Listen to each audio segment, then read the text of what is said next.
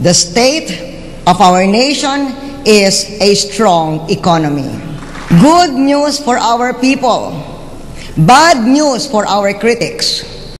Dahil sa ating mga reforma na kaya nating ibenta ang bigas NFA sa 18.25 per kilo, nakikinabang ang 700,000 na pinakamahihirap na pamilya sa programang Pantawid Pamilya.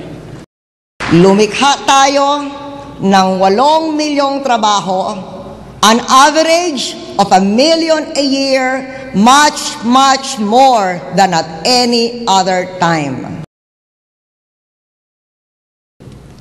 Ang magandang edukasyon ay susi sa mas magandang buhay.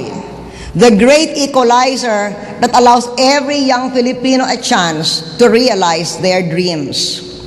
Nagtayo tayo ng 95,000 na silid-aralan.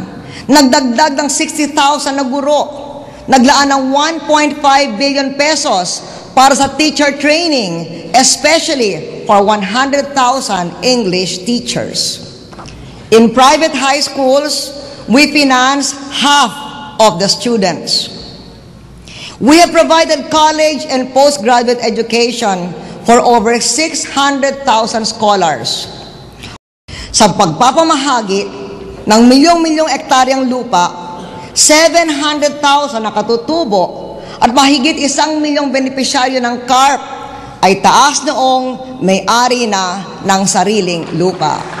Nakagawa tayo ng libu-libong kilometro ng farm-to-market roads at kasama ng pribadong sektor, natubigan ang 2 milyong ektarya.